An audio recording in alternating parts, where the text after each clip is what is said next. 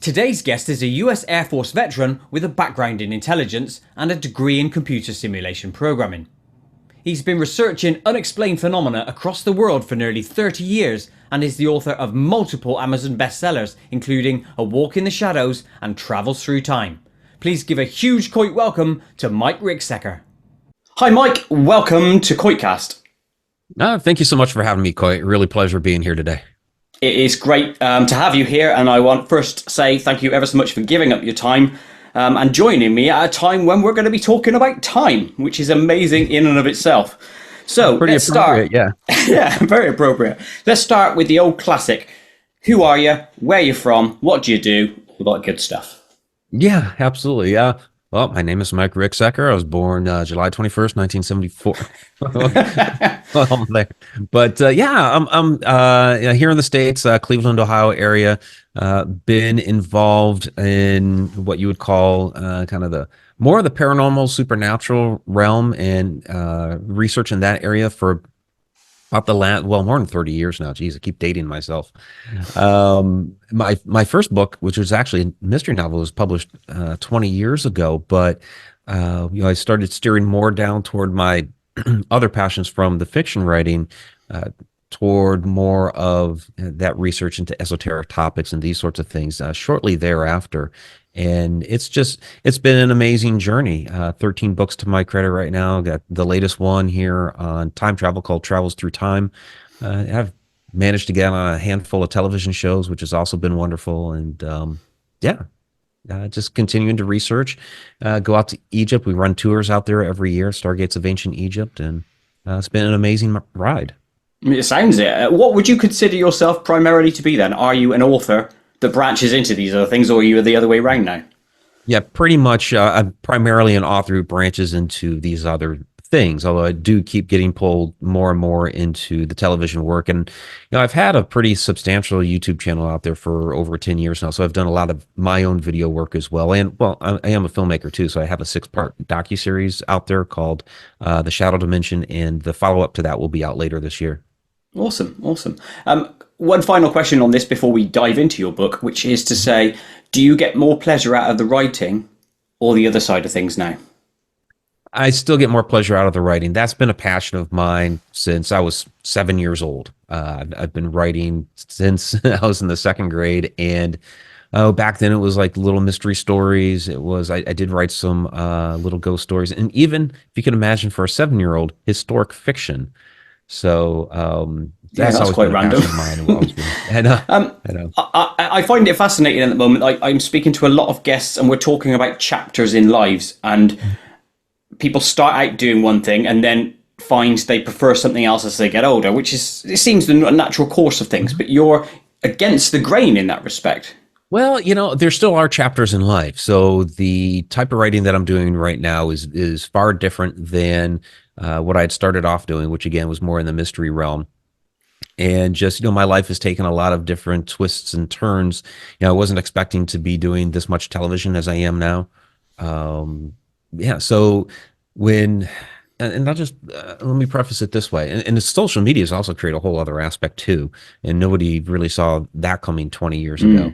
But yeah, my first novel was out 20 years ago, and back then it was MySpace was the social media platform. We didn't really have that vision of where this was going to take us, and I was trying to market it a little bit on there. And I had a editor who ended up becoming my publisher for the next 3 books, contact me and say, hey, I know you're a fiction writer, but I see you have an interest in the paranormal and you're living in Maryland, which I was at the time. I'm no longer. Would you be interested in writing a book about true ghost stories and hauntings in the state of Maryland? And yeah, I jumped right on that. And to me, that was the universe taking an area that I was proficient in, which was the writing, and steering me in another direction. And while that was at the time was primarily ghosts and hauntings and supernatural, that's really just the tip of the iceberg of so many other topics where I've gotten the book before this. Okay, with time travel, the book before this was Alaska's Mysterious Triangle, which is all about strange phenomena and things like that are occurring up there. And of course, the Egypt aspect of it, which I do have been incorporating more and more into my work. That's a whole other realm in and of itself, but they're all connected. I think it's the whole lesson or the school life, if you will. Your life is like a what is the best way of putting this? It's like a schoolyard, so to speak, in that we're taught structure and then that structure is put to use later on. So your authorship, so to speak, is the structure, and now you're finding the outlets for it with the paranormal and stuff. Is that right? That's a great way of putting it. Absolutely. Yes. Awesome. Although I did speak very crappily at the beginning of that, but there we go. Let's talk about your book, the one that is really drawing me in, which is Travels Through Time, Inside the Fourth Dimension, Time Travel and Stacked Time Theory. I mean, it's a long title, but is it a long subject? It's there's a lot in that book. The way I describe it is there's a lot of science in it without being too sciencey. There's a lot of metaphysics in it without being too metaphysical, but at its heart, it's a philosophy book. And I traveled down a bunch of different avenues of how time works, the nature of time, and the different possibilities of time travel that you might not really even think of that surround us every day. Things that we call, that I call time slips. I think a lot of these reports of ghosts and hauntings, kind of going back to that background that I came out of, it's still relevant here, but I think a lot of those cases aren't necessarily, some, human spirit that's kind of stuck, although some may be. But I think some of these instances, especially ones that we're having an interaction with, may actually be some sort of time slip incident, or when people have dreams of things that happen in the future, premonitions that their consciousness in those different brainwave states are, basically it's traversing through time and witnessing that event and then bringing it back. So there's a lot of different ways that we can actually look at time travel. Amazing. And I'm going to branch into loads of different areas here. But before we get there, what drove you to write this particular book? And what's the story of it per se? It's an interest that I've always had. It was kind of always there in the background along the way. I had a real fascination with the movie Somewhere in Time back in the early 1980s. So Christopher Reeve, Jane Seymour, wonderful, wonderful story. At its heart, it's a love story. It's a romance, but it has that science fiction time travel aspect to it. And the way it's handled is very, very beautiful. And the way he does it, the time travel in this, is he basically tricks himself into believing it's 1912 rather than 1980. So essentially, he wills his consciousness back in time by he dresses in the garb of the era. He gets money from that time frame. He's doing this at a hotel. He's trying to get back in time at that hotel. So he clears out all the modern amenities out of the room to basically convince himself that no, it is actually 1912. And that stuck with me for a long time. I actually tried to do it one time when I was like 14 years old, and I came really close to having an out-of-body experience with it. Oh, you actually tried to practice traveling in time yourself? I did, and Amazing. I start the book with that story in the introduction. So as I went down the rabbit hole of all this other research that I've been doing, I started seeing that there were connections between some of these strange events, strange phenomena, like in the Alaska Triangle, some of these, missing people, missing airplanes. Some of the ideas are they've passed through portals. Okay, well, where does the portal go? Does it go back in time? And then what would an airplane look like to the indigenous people of the area 500 years ago if it went back in time? So is that where some of the Thunderbird legends come from? So I started making all of these different connections that, some of these strange phenomena could be time-related incidents, and that essentially became Travels Through Time. And I love that.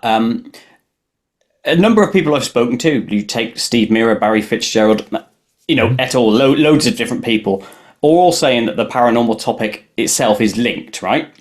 You've also then got the school of thought that says time is a man-made construct, right? Your book is saying that, in essence, that time is intertwined in all of these things, so it isn't a construct per se, is a real thing. Oh, it is. It is a construct. Oh, okay. Time is absolutely a man-made construct. The way that we acknowledge it, it's a measuring tool. um, to describe our reality. We use it to, to understand when the seasons change, when to plant crops, when to show up at work at the right moments, so our supervisors don't get upset with us, that sort of thing. Nature didn't come up with it. Nature has these cycles, and Mm. we're keeping track of the cycles for our own purposes. Now we have these ideas of, let's try to make time zones on the moon and things like this, which are, Have we really? I've not heard that. yeah, it's insane, Quality. but they're trying to do that. No, what we believe time to be is actually the our reality in the fourth dimension, and that's where we are stuck at. When we talk about the analogy, the river of time, that where time is flowing, it's the water that's going down the river, but it's not time itself it's not making itself flow. Water's not making itself flow. It's the banks of the river that's holding the water in place that makes it flow downstream. If you were to remove those banks from the river, everything would spill out and just be one stagnant lake or pond or whatever, and you could move about throughout there. Another analogy for it is you're driving through a small town, maybe, I don't know, 35 miles per hour. Maybe the town is 5 miles long. There's a couple of houses, gas station, maybe there's a little church. Maybe it takes you like 5 or 10 minutes to drive through this town. So you have a relationship in what we call time with that town. But if you were to instead fly over that town in an airplane and look out your window, you would see everything all at once. You would see the houses, the gas station, the church, all at one time. So what you once had a relationship with in time, you now have in space. And so that's what we're looking at here when we start talking about time being the fourth dimension. And our theoretical physics today show us that we have up to 11 hyperspatial dimensions. So those that are in the dimensions outside of time, 5, 6, 7 on and onward, they would see time like an entire object, just as we see the other dimensions below us, 3, 2, 1, that are below us. I can hold a three-dimensional object like that because it's of a dimension that is below mine. And we, by the way, as humans are fascinating beings because our fourth dimensional consciousness is inside our three-dimensional body. The 3D body passes away, but our consciousness, which is on that fourth dimension, still exists. And it can stay here and roam around, which is where some of our, human spirits come from when we have interactions with those. But then we move on to, and that's the question, where does the consciousness move on to? Is it one of those other dimensions, or is it even beyond that? Or is it something else entirely that we are yet to understand? Right. And that's where we start talking about ideas like the simulated universe and things like that. So, yeah. Yeah, I love that theory, the simulated universe. There's so many things that tick boxes for me to say that is the case, even though I'm never going to know, am I? Let's be fair, in this corporeal form, I'm never going to know. But that's what it seems to be to me. But hey-ho. Right, there's a number of subjects that are explored within your book that I want to focus on if I can. So let's start off with time itself. From your research, what do you believe is the nature of time? Is it literally that synopsis you've just given me, or is there a larger scope to it? It's pretty much what I just described, those couple of different examples. And then, the concept that it's just a man-made construct that we use to keep track of things, that time itself doesn't exist. It's just a tool that we've developed to help ourselves. So is it just perception? It is. Yeah, time is perception. Yeah, it's a hard one to get your head around because as beings on this plane, we use it so often that we believe it is an actual thing. And it's hard to get your head into that mindset of, oh, hold on, time isn't what you were told all these years. It's something completely alien. And you have to now think about it in a completely different way. Yeah, the fact that we are, again, kind of stuck in that river. We're talking about the banks of the river. Well, we mentioned simulated universe. The banks of that river and that analogy are really, it's the rule set that's been placed upon us. So we are kind of stuck within that, but there are exceptions to the rule when we are able to elevate our consciousness to some of these other levels, like I said, during the dream state, or when we tap into something like the collective unconscious. Some people call it the Akashic records. I call it eternal knowledge. Or when we have some of these different time slip moments, which is really us tuning into when we start talking about stack time theory, it's, each moment in time has its own frequency and resonance, and there are times where we for like a real temporary moment become in tune with one of those other moments in quote unquote time along that stack, and we get a glimpse of it and we're able to interact with it for a moment. Can you give us an example of that? Yeah, absolutely. So story I love to tell about this. It's actually from my real good friend Andrea Perrin, who people recognize the name from the Conjuring movie universe. So the very first movie was about the haunting with the Perrin family, which what really happened there is far different than what happened in the film. So the film shows basically a possession and an exorcism, and then it was done. But that was not what happened. The hauntings continued on all 10 years that they were there, and still occur to this day. And the main event there, the primary event there with the Warrens, was actually a seance that had gone bad. They had brought in a team to do a seance there at the house to communicate with the spirits. Carolyn did have something throw her back from the table, from the dining room into the parlor. Roger got upset, threw the Warrens out, and that was it. So couple months after that event, and that event had kind of taken it was kind of a psychological toll on Karen a little bit, because it was kind of harrowing to be thrown back like that. So she'd been sleeping a lot and this sort of thing, and there was one night that she had gotten up. Andrea was up doing her homework in the parlor. And Caroline got up and asked Andrea, well, could you, heat up some leftovers for me, put on a short pot of coffee, that sort of thing. And, Andrea was, yeah, I want to help mom. So she went off to go take care of those things. Caroline sits down in the parlor and she's looking out into the dining room where that incident had occurred. And all of a sudden she sees morph into existence a family like out of the 1700s. There's a woman cooking, long dress, cooking over an open hearth, which at that point in time, that fireplace had been all boarded up and had been for like 100 years. It's since been unboarded, but at that point in time, had been boarded up. But here's a woman cooking over an open hearth. So a couple of kids running around, and there's two gentlemen sitting at a table with pewter steins. And they turn to the parlor and they look at Carolyn and they acknowledge her and they see her. And the one gentleman kind of nudges the other and says, hey, would you look at that? As if Carolyn was the ghost. And suddenly the scene just kind of dissipated away. So that would basically be a time slip incident where, two moments in time got to see each other like that and have a little bit of an interaction. Yeah, and I love that. I've actually had that story on another podcast of mine, probably with Nathaniel Gillis, I think, but I'll have to check my my records on that one. He also brought that story up. And what do you think that is? Because obviously if time is a construct, how does it work? Is this stacked thing that you're talking about? Yeah, we ought to talk about Can you that. try and explain it? Yeah.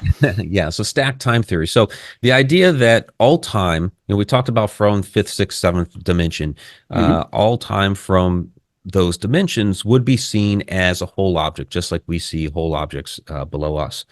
So that means for them, all time is ever present. What, past, present, future, the whole thing is there. So if everything is here, everything's concurrent, take where you're sitting right now. Everything that has happened, is happening, and will happen is all there right now.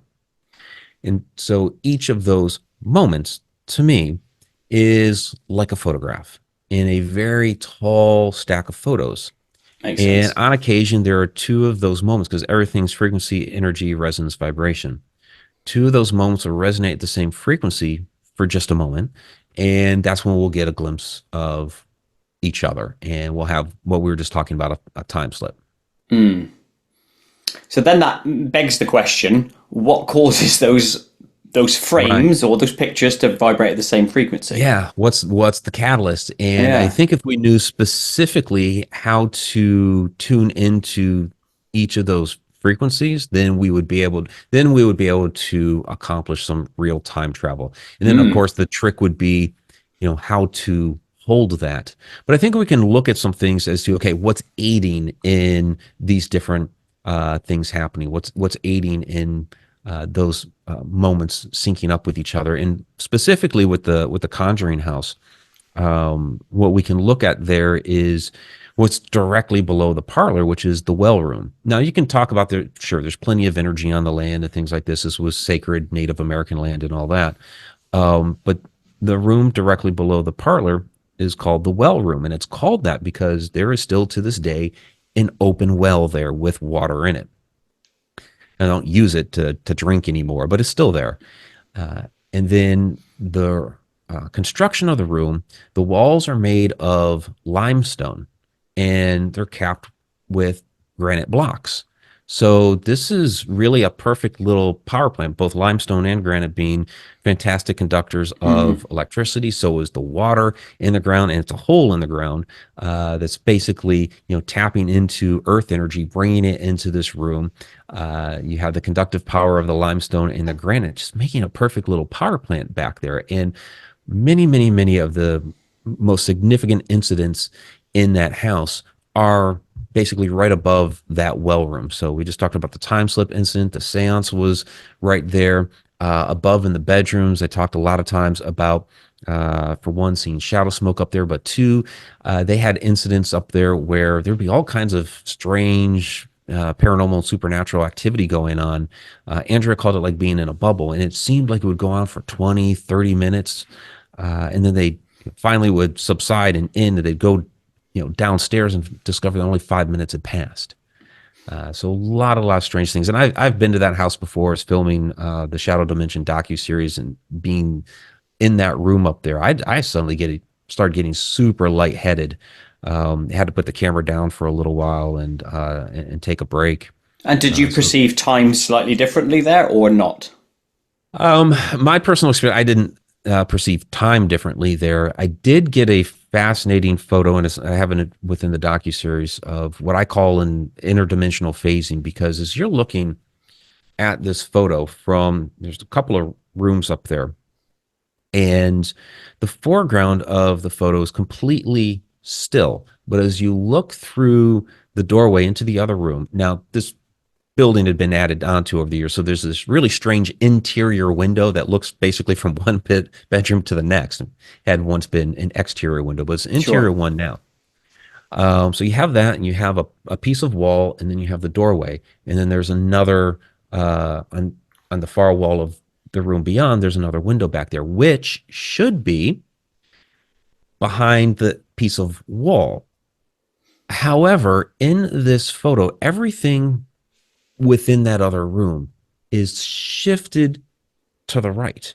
And that window that should have been back behind this piece of wall, you can actually see completely visibly through the doorway against, there's a chalkboard that's in that room as well. And it's like an entire window shifted somehow to that wall. And you can tell it's an exterior window because the light is coming through it. Yeah. That asks the question, is the light bending or is the room bending?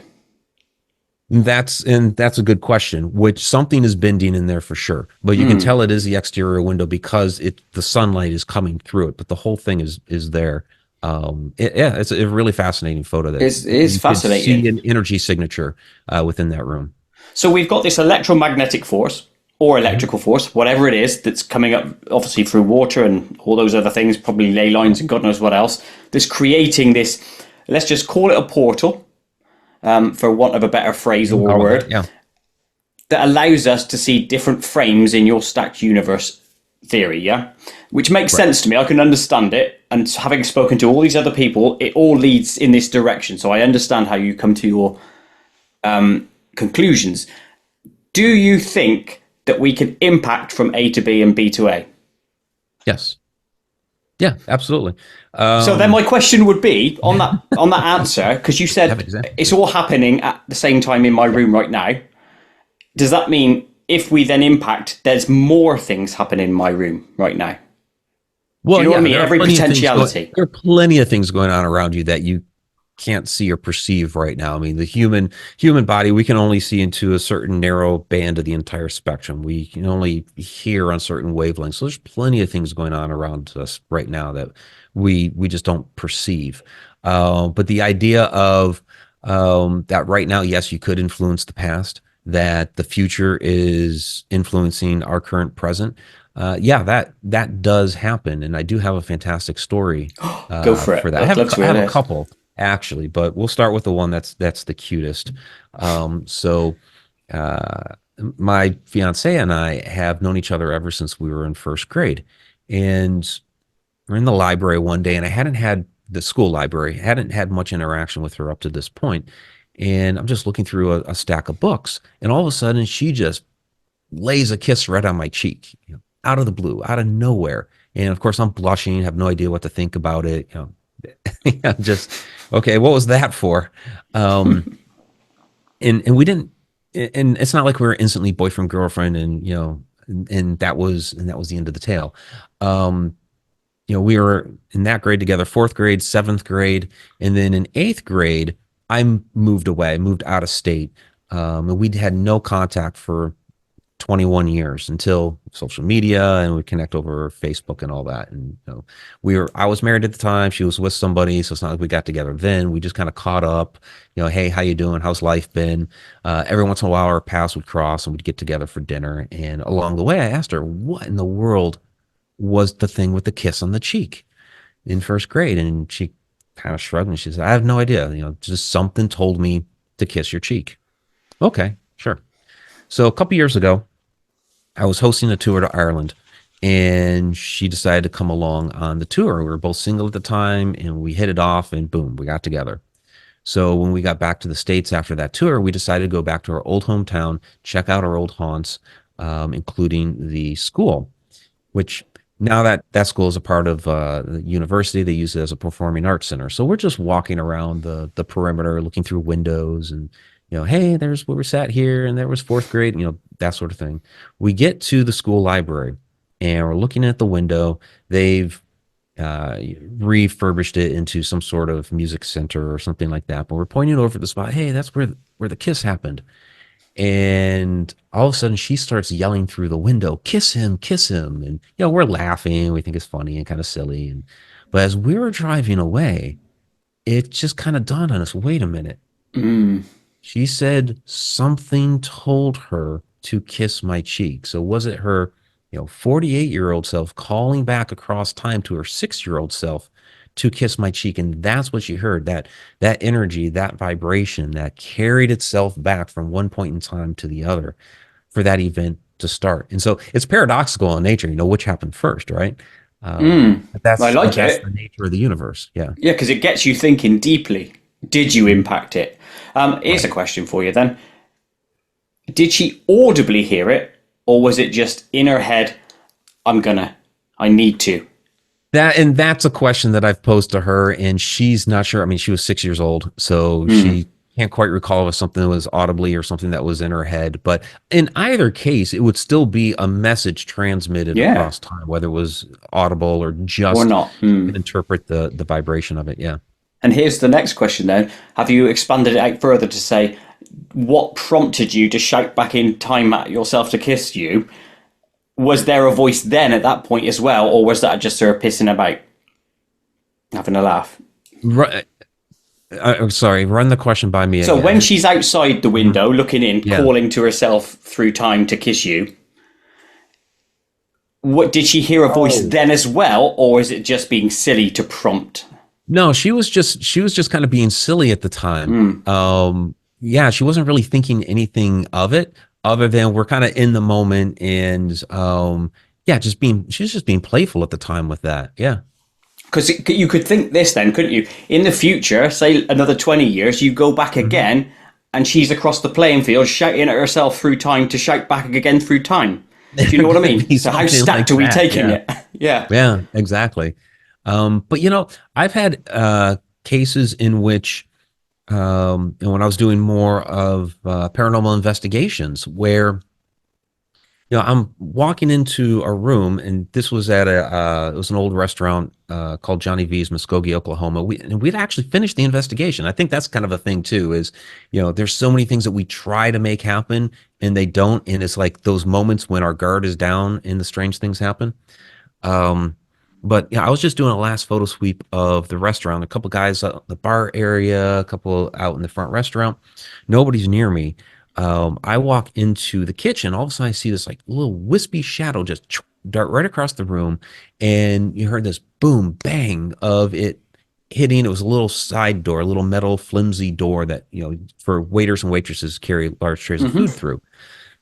Something you could tap with your finger and it opens. You heard the boom, the bang of this thing hitting it, but the door didn't move at all. It's like, whoa, what in the world was that? And I shout out to the others, hey, did you guys hear that? And they're like, yeah, we heard it. I'm describing to them what had happened. They thought it was pretty fascinating. And for a moment, I'm like, are these guys messing with me? Did they throw something at the door to try to spook me? And I asked them that, and you guys, no, we didn't throw anything at the door, which actually would have been quite a throw anyway from where both sets of parties were at. But, I open the door and I'm looking down. No, nothing's on the ground. They didn't throw anything at the door. So what in the world happened? So I mulled this over for years. I included some theories in my book, A Walk in the Shadows. I have newer theories that I've put together here for Travels Through Time. And, basically, okay, when I walked in that door, whoever or whatever was in that room, I spooked it. I scared it because it took off running. I mean, it was fast, boom, like that, and hit that door. So I think it was in A Walk in the Shadows. I said it was likely in some other dimension. I'm starting to think now more along the lines it was somebody at another point in time. And on its plane of existence or its point in time, it blew right through that door. That door opened wide and it ran right out into that dining room area.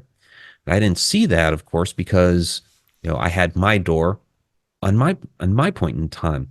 But sound works on a different wavelength, so I was able to hear it and not see it.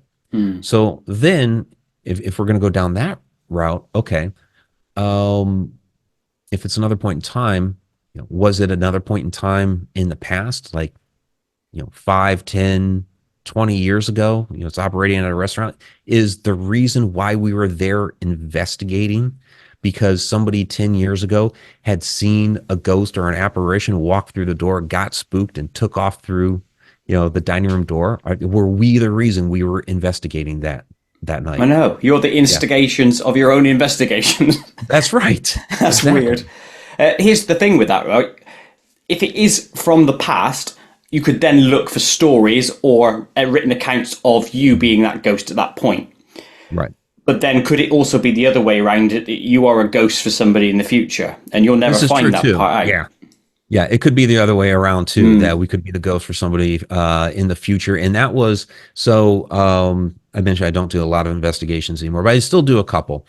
And one of them that I do every year, it's a event local here to me in Ohio called Parapsychon. We host it every May. It's a wonderful event, and I'm one of those that helps out with the public ghost hunt. And so yeah, there's a few of us set up the quote unquote celebrities. Myself, Brian Cano, Aaron Sagers, and John Zaffis, the godfather of the paranormal. Mm-hmm. And we're set up in this one room where for the hosted at the Ohio State Reformatory. So we're in the historic admin building where they would bring dignitaries and things like this in, but there's a lot of activity in that area. So they're bringing groups in. We'd cycle 4 groups through.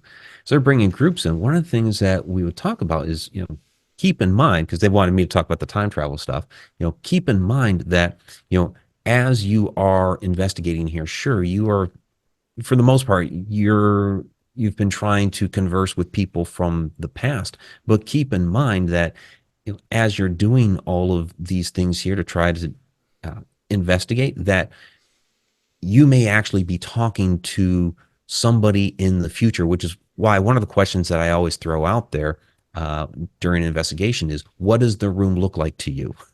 Because it could be it could be the past of them, it could be the future, and those are going to be 2 completely different environments. So yeah, in that case, you could be talking to, as a paranormal investigator in 2024, you could be talking to another paranormal investigator in like 2030. Do you ever ask that question? What time is it for you? What's the date? We'll do that sometimes. What year is it to you? What year do you believe it is? Yeah. Does anything Yeah, ever come try to back get on some that? sort of reference. Does anything ever come back on that? Sometimes. Oh. I've had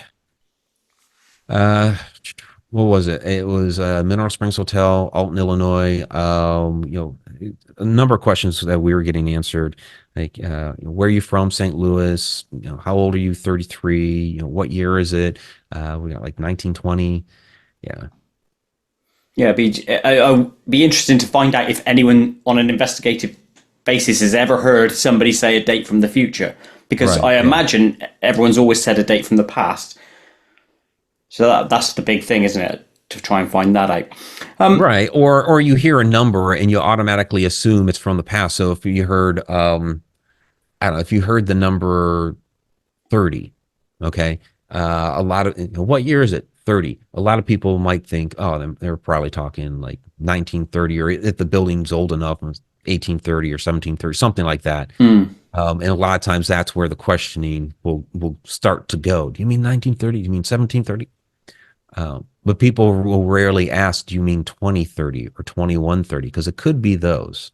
It could also be this. It could also be a completely different time structure, i.e., there's a cataclysm, and then time starts again. They That don't have a too. 1920 or 1930. Do you know what I mean? Yeah, they don't even have that Yeah, there's no and that's reference. where time is a human construct because we've come up with that numbering system. So yes, if there's a giant cataclysm, we start a whole new system of keeping track of things, then yeah, Yeah, exactly. that's all. Where does deja vu fit into all this?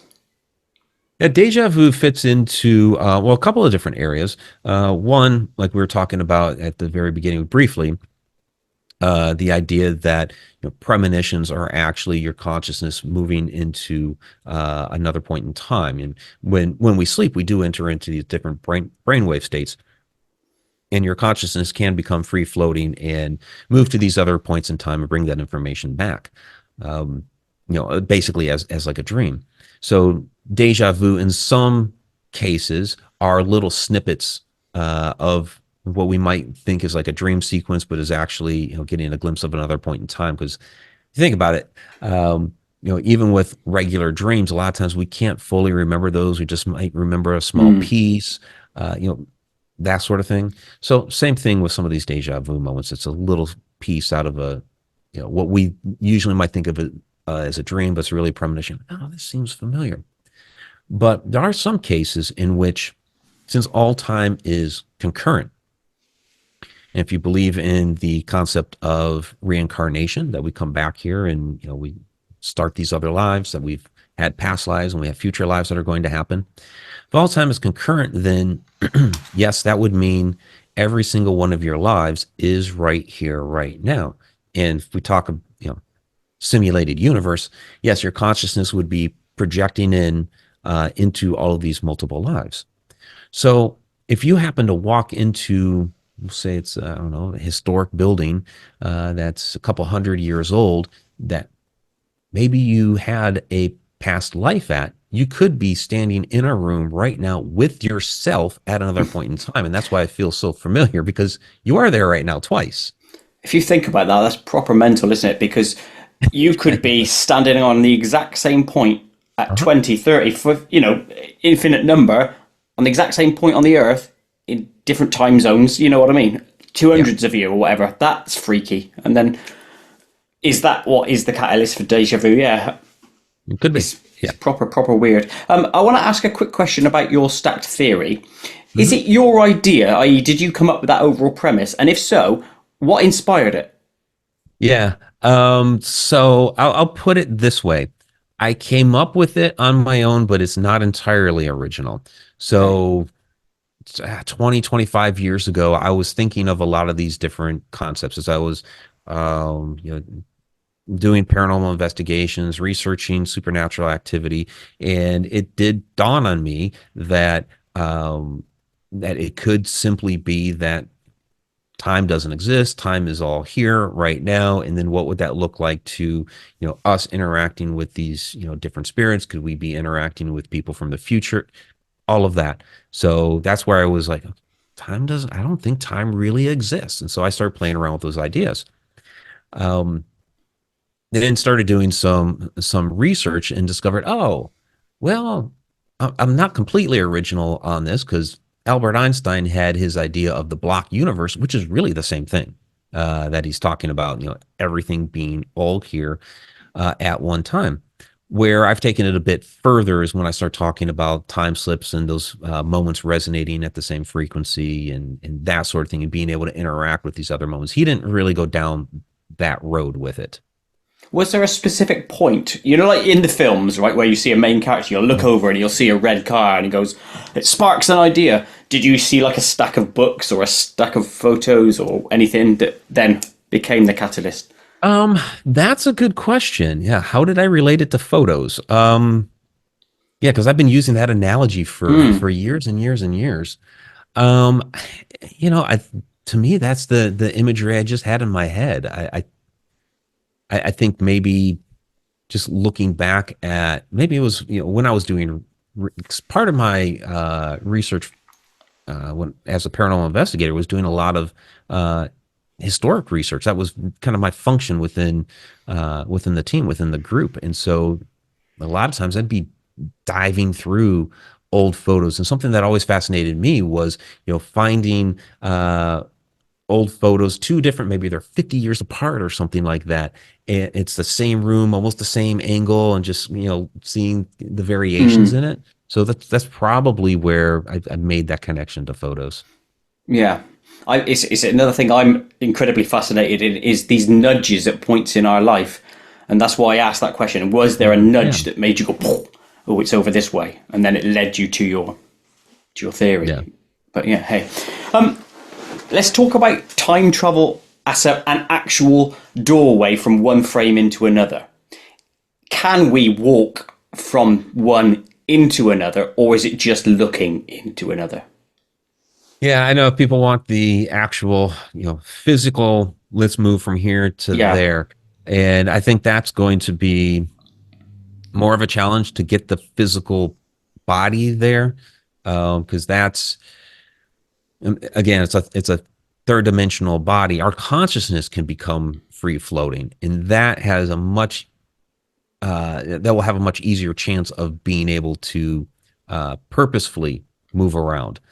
So a lot of times when I talk about what real time travel is, I do go down the route of I think it's going to have more to do with meditation and willing the consciousness, almost like what they did in Somewhere in Time, which Richard Matheson, when he wrote that book, and then of course the subsequent screenplay, he had done a lot of research into the different concepts of time and how it works. And he has in the book his character Richard go to the library. It does in the film as well, but in the novel, there are specific books on time and time travel that he actually researches and looks up. And there's almost like a little mini book review in Matheson's book on Man in Time by J.B. Priestley. So his concepts with this were based on some real science and philosophy.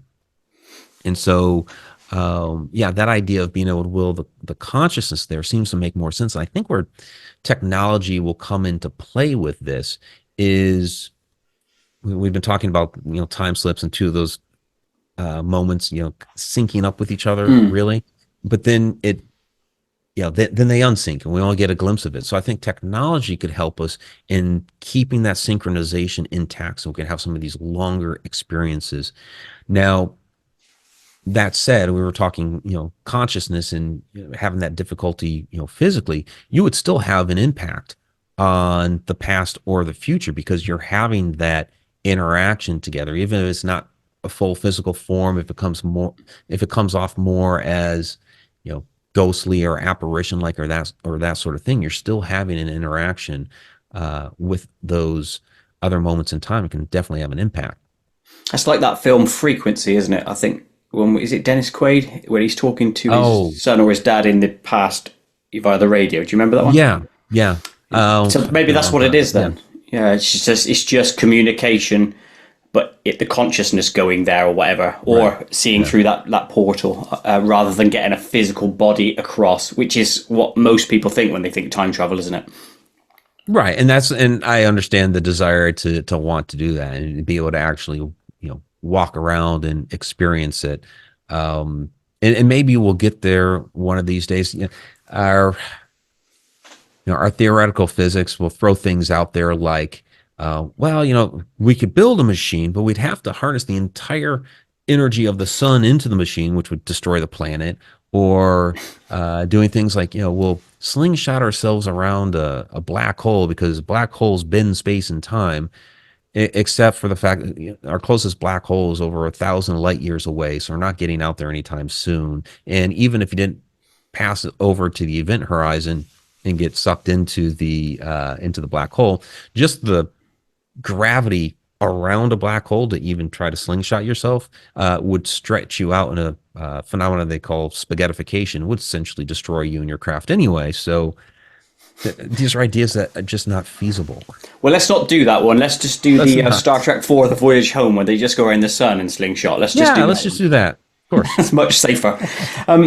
Speaking on that side of things, you've mentioned Somewhere in Time was one of your sparks. Is that your favorite time travel or time experience film?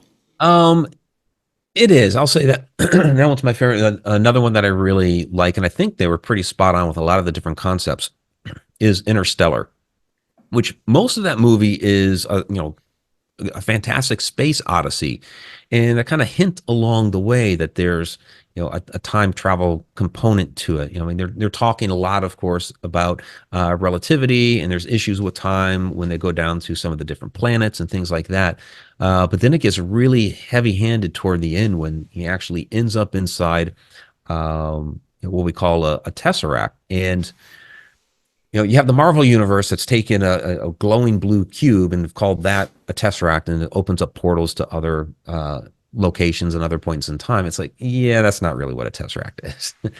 And even the scientific viewpoint of a tesseract is they've basically taken, and the illustrators have kind of tried to make sense of this. They basically take a giant cube and put it on top of another cube, and it's like you just put 3D space on top of 3D space. That's not.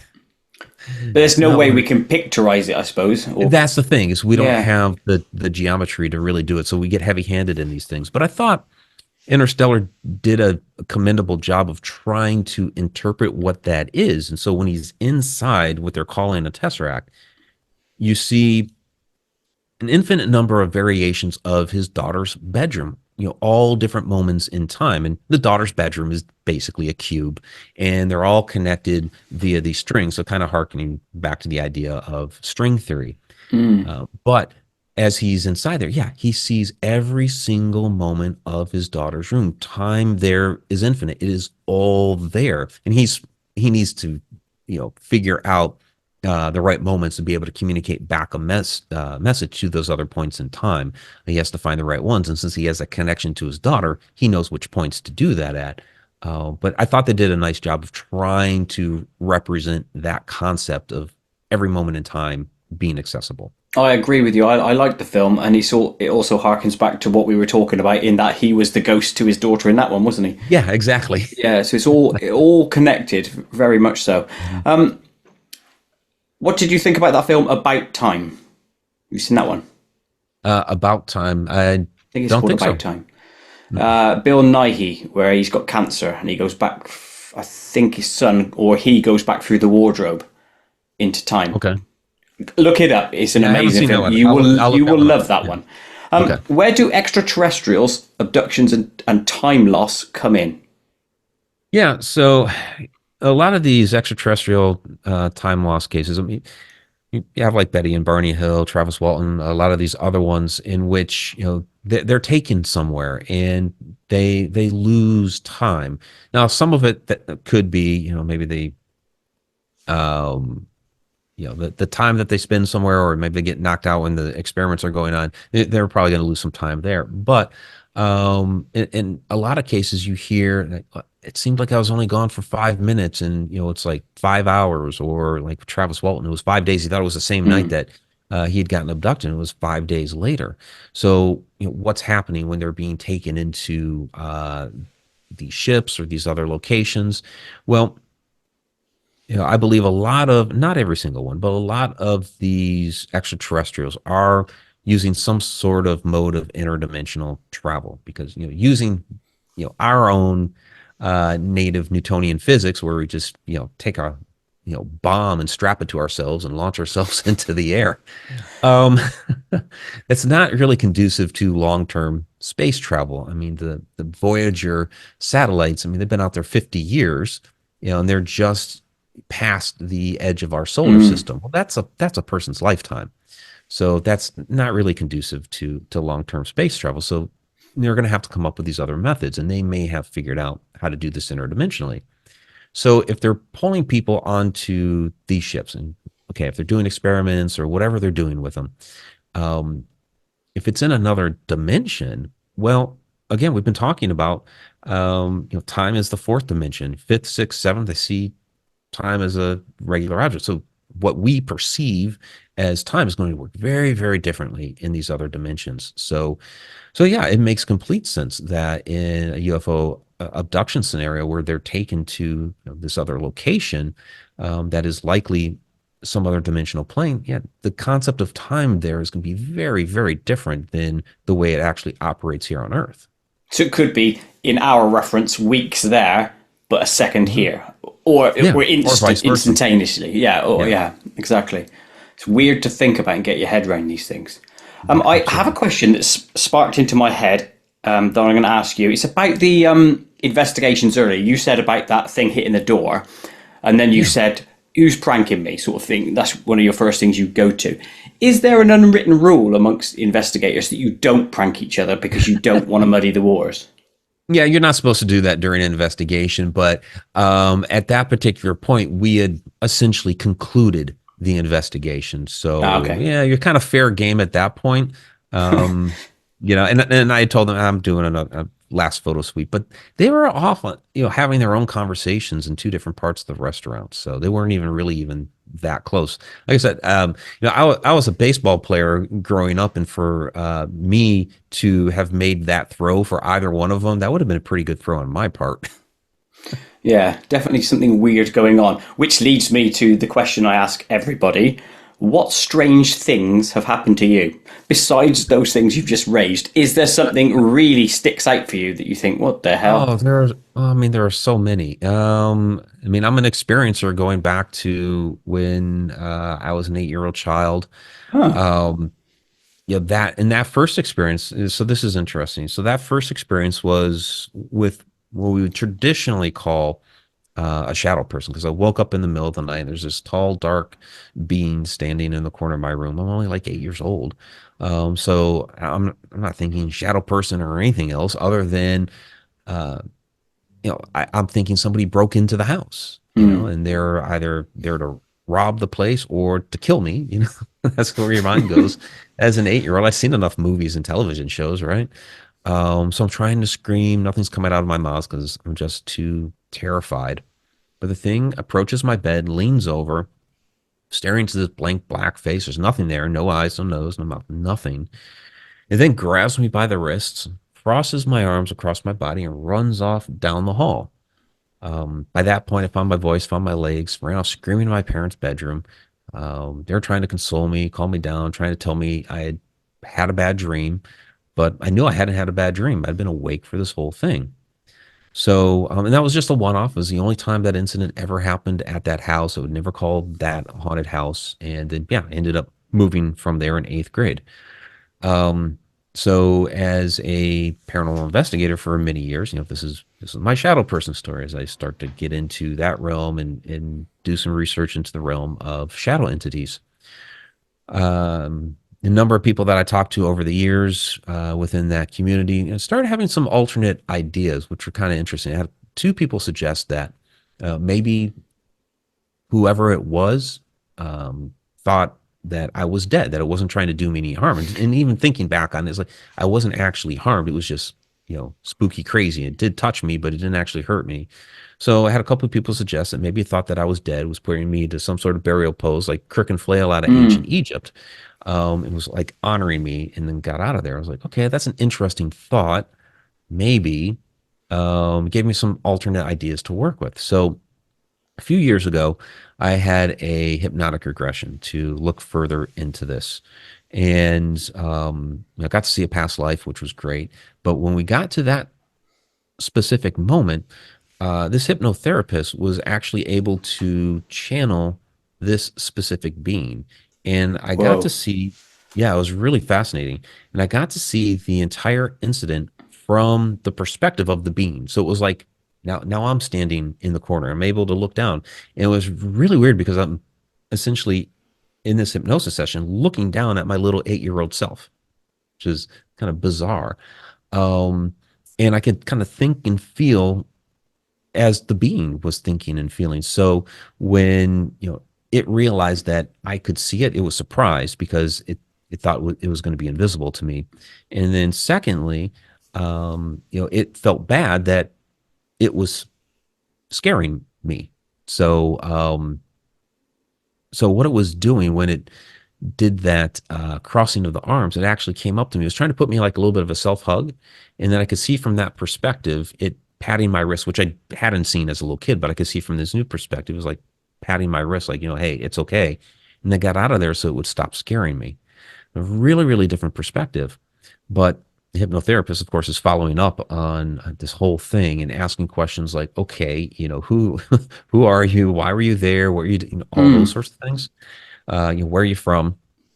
And essentially, what we got out of that was that this was a being from another dimension. And what was fascinating about that is it actually said it was from another space. And so Ariana had asked, well, do you mean another dimension? And the response was, well, you might call it another dimension, but really it's another space. So essentially, our idea of what dimensions are is, yeah, I guess kind of rudimentary. It's our understanding, but there's a bigger understanding within Mm. the universe. And basically, it was there to, it was on part of a research mission to study humanity. It had been assigned to the bedroom of a small child that particular evening. What a wonderful low grade assignment it had. Yeah, it just happened to scare me to death at 8 years old. Yeah, Well, that's the thing. So their intentions, in essence, from your experience there with that channeler, are pure, so to speak. yeah, But they must know that there's a percentage of people that they will wake up or interact with that will see them that scares the living s out of people. yeah. So then why do they persist with that? Yeah, well, again, this one apparently was really surprised that I could see it. So maybe, it might be one of those where on a normal occasion, it is unseen, it is cloaked, and maybe there was something about me or something in the environment at that time that created created a situation where I could see really part of it because that wasn't, I could see it as a shadow, but that wasn't really what the being looked like. It was just Mm. the way that my eyes were able to perceive what it was because it really was from this other dimensional plane. And again, our eyes only see into a certain narrow band of the spectrum, and we're talking about something from another dimension that's there. So I don't have all the correct tool set to be able to see it properly. See it properly, yeah. It makes you also think, do each of us have one of them? Or is it Have one one. going across a region, like you were that night, Oh, the next night is your next door neighbor? Does everyone have one of those shadow people watching over them? yeah, I didn't get the sense that it was something like that, that, everybody had, it seemed more of like they had like a team that was assigned to Earth and they were going about, researching different people at different locations. So yeah, it was just luck of the draw for me that night. Does it make you go crazy pondering all these things? Which leads me to the actual sub question, which is, since investigating your time book, do you now live in a different way because your mind cannot think in the human linear time fashion? Um, I think I've been thinking a little bit differently in that arena for a while, and that's kind of why I ended up writing the book. Um, it's been interesting because, to try to, talk about these topics and have these conversations. I have an uncle who's a retired nuclear physicist, and so he came into town last fall, and he was staying with his sister, my aunt, and she's trying to, cook stuff up in the kitchen, and he kind of kept pestering her, and she's like, go do something else for a little bit. I need to cook. And why don't you go read Mike's book? So he's like, okay. So he starts reading my book. Here's an actual physicist that's going to get into my stuff. And again, I have a lot of physics in there, which he really appreciated. Um, so he read the whole thing, and I was visiting over there the one night while he was in town, and we sat down. It's like, okay, here's the test. Actual physicist read my book, and he was like, I I understand it. I get it. I understand what you're talking about here with stack time theory and all these ideas and concepts, but I do have one question about it. One thing that's not making sense to me. Okay. He's like, the universe is expanding. So where we were 20 years ago, physically in the universe, is not where we are right now because it's been expanding. So if all these are, photographs that are stacked on top of each other like this, using that analogy, um, how does that work if we're not physically in the same spot that we were 20 years ago and so forth? Hmm. And I'm like, that's a good question, Uncle Bill. And I paused for a moment. And that gave me pause to think. But I was like, I used one word and he got it. Entanglement. He's like, oh, yeah, that would do it. There you And I go. passed the test. Exactly. And then you take superposition into it and everything, and then you're like, wow, your Right. mind explodes. Right, we are coming to the end of our time, but before we finish up and wrap up this interview, we are now going to enter the Koit zone. Koit zone! Okay, the Koit Now, zone. Mike, Here in we the go. Koit zone, I ask you irreverent and silly questions. Some are straightforward, but you just answer best you can. So, All right. do you wear a watch? Not anymore. I used to for a long time, but yeah, not these days. I just have my No, phone. I don't either, and I think maybe watches are disappearing. It's a remnant of time itself. What is your favourite song? Oh, Jesus. Um, Bohemian Rhapsody It's a solid choice. or Home Sweet Home. Ah, two good choices. Pepper or salt? Both. Yeah, Nice. it's just, yeah, it's both. Yeah, They complement. That's fair. they Do do. you collect anything? Too much. You Dust. see the Yeah. stuff behind me? I've got Is there I've got one thing though? I've got a Tolkien book collection over there. I've got a Oh, massive quality. baseball card collection from when I was a kid. I've got all kinds of different little collections all over the house. Yeah. I Well, have a wine collection. Yeah. it's good that you've got a collection from when you were a kid because they almost, for some reason, mean more. Yeah, they do. They definitely do. What is the last concert or event you went to? Concert would have been yeah, that was Motley Crue, Def Leppard, Alice Cooper. That Oh, was last whoa. August. What was that like? Just a compilation? Actually, no, I take that back. I take that back. It was Trans-Siberian Orchestra in December. Ah, Both were very good. I've seen them all multiple times. So yeah, quality. Tea or coffee coffee. in that huge mug of yours? Didn't see this earlier, guys, but it's the hugest cup of coffee I've ever seen. Um, what is the largest thing you've ever driven? Oh, God, I can't remember how big it was. It was a massive truck when I was in the Air Force. I mean, it wasn't a full like 18 wheeler, but God, that thing was huge. Is a big old unit. It was a Okay, big, massive truck. Yeah. here's a question I ask a number of times, but it's for a reason. What animal is secretly planning on taking over the world? Penguins. Penguins. Could you guess what the normal answer would be? Or no, no, not normal, but what most people go for. Um, I- Cats, probably. Definitely cats, right? Yeah. Why did you say penguins? I love penguins. And I think, well, you got the emperor penguins, right? Then they kind of look like they have the suits and everything. Yeah, they look like Somehow they could he be has returned. politicians. I don't know. Yeah, they could be. Or the Men in Black. Yeah. Right, two more questions here. What is the last movie you turned off because it was just crap? Oh, oof. Oh my gosh. I can't remember. Pass. I can't remember. No, that's okay if you can't remember. And the Yeah. last one, what is the first record or song you ever bought? If you remember that. Oh, yeah, first record would have been Men at Work, Business as Usual. Ah, good solid album that. Yeah. Yeah, yeah, quality. Thank you ever so much. That is the end of the Koit Zone. I told you it would be weird and random, and it was. So, which leads to the last final questions. What else do you like to do in your downtime? Any activities or guilty pleasures? Oh, I have a lot of things I do. So I mentioned I have a wine collection, but I also make wine. My father Ah, got me into that years ago. So that's a father son thing that we do together, and it's been a lot of fun. Yeah.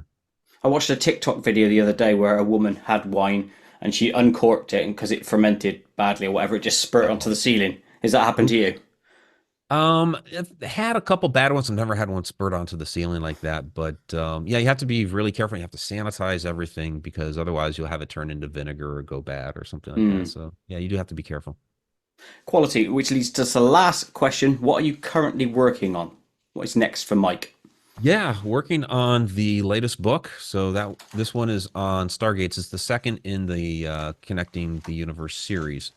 Um, so I do encourage everybody to follow along with my Connected Universe blog. I also have the online learning portal for that and everything. So that's a journey we're all taking together is on the new book. That and finish off the follow up to the Shadow Dimension film. So yeah.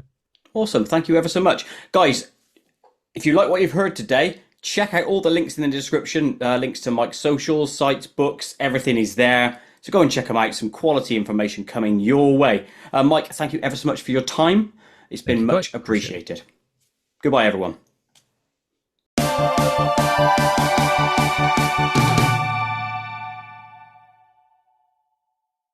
To watch other KoitCast episodes, please click the image top left. To subscribe to my channel, please click the image top right. Please like and share to help KoitCast grow, and most importantly of all, please click the notification bell so you never miss an upload.